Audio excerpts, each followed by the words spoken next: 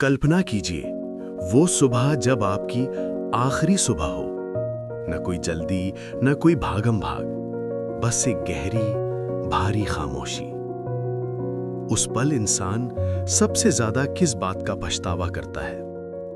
ये कोई काल्पनिक सवाल नहीं है, ये वो सच है जो दुनिया भर के अस्पतालों और घरों के कोनों में बैठे बुजुर्गों की आंखों में लिखा होता है। और हैरानी की बात यह है कि उनके पछतावे ज्यादातर पैसे या काम से जुड़े नहीं होते। वो पछतावे होते हैं, काश मैंने जिंदगी को जीना सीखा होता। एक, काश मैंने अपने दिल की सुनी होती।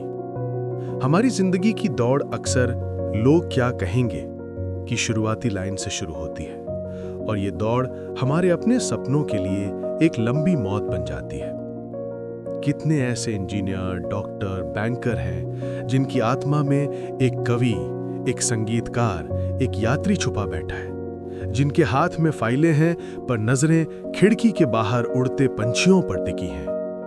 एक 82 साल के श्री शर्मा जी ने मुझसे कहा था, बेटा, मुझे इस बात का दुख नहीं है कि मैं गरीब रहा, मुझे इस बात का दुख है कि मैं वो गीत कभी नहीं लिख पाया जो मेरे दिल में हमेशा से गूंज रहा था।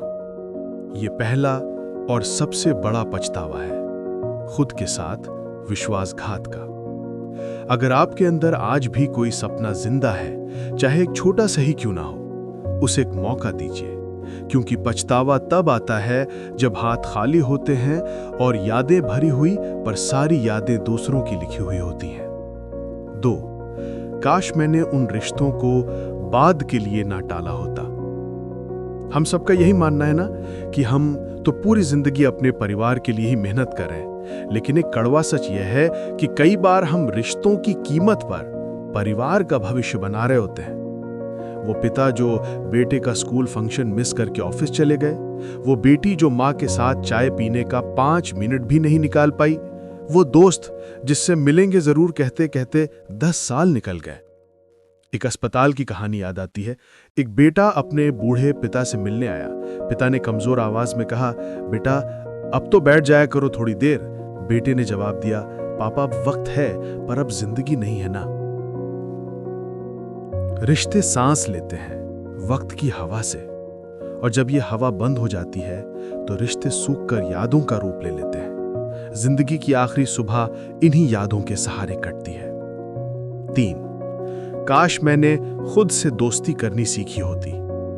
ये शायद सबसे गहरा और सबसे चुपचाप रहने वाला पछतावा है। हम दुनिया को खुश करने में इतने व्यस्त हो जाते हैं कि खुद को ही भूल जाते हैं। हमारी कीमत, हमारी तनख्वाह, हमारे पद दूसरों की तारीफों से तय होने लगती है।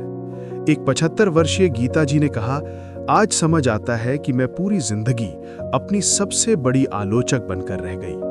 मैंने कभी अपने आप को गले नहीं लगाया। मैं हमेशा अपने शरीर, अपने चेहरे, अपनी कमियों से लड़ती रही, ये सोचे बिना कि यही शरीर तो मेरा एकमात्र साथी था जो हर बारिश, हर धूप में मेरे साथ खड़ा रहा।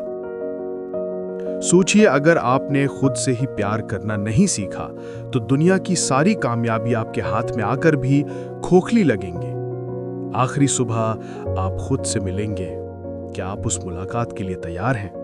4, काश मैंने डर पर जीत की होती, ना कि डर से हार मान ली होती। हम सही रहने के चक्कर में जीवंत होना भूल जाते हैं। नया काम शुरू करने से डरते हैं, अब उम्र हो गई है। नई भाषा सीखने से डरते हैं, लोग हंसेंगे। अपनी भावनाएं दिखाने से डरते हैं, कमजोर समझेंगे। पर सच ये है कि जिंदगी में सबसे बड़ा दर्द हार का नहीं, कोशिश ना करने का होता है। वो दादी जो कभी साइकिल चलाना सीखना चाहती थी, वो कार्यक्रम जहां बोलने का डर आ गया, वो प्यार जो समय नहीं है कहकर टाल दिया गया, ये सभी काश बनकर रह जाते हैं, और ये काश आखिरी सुबह आपका साथ नहीं छोड़ते। तो अब सबसे महत्वपूर्ण सवाल आपकी बारी है। आपकी आखिरी सुबह कैसी होगी? क्या वो पछतावे के आंसुओं से भीगी होगी, या फिर एक मुस्कुराते हुए चेहरे, भरी हुई यादों और गहरी शांति के साथ होगी? अगर आप ये सुन रहे हैं तो ये कोई संयोग नहीं है। शायद आपकी आत्मा आपको याद दिला रही है, अभी भी वक्त है। उठाइए फोन, कह दीजिए माफ करना या तुम्हें याद करता हूं। वो डांस क्लास ज्वाइन कर लीजिए, खुद से बात करना शुरू कर दीजिए, क्योंकि जब आखिरी सुबह आएगी तो जिंदगी आपसे सिर्फ 2 सवाल पूछेगी। क्या तुमने प्यार किया और क्या तुमने सच्चे दिल से जिया?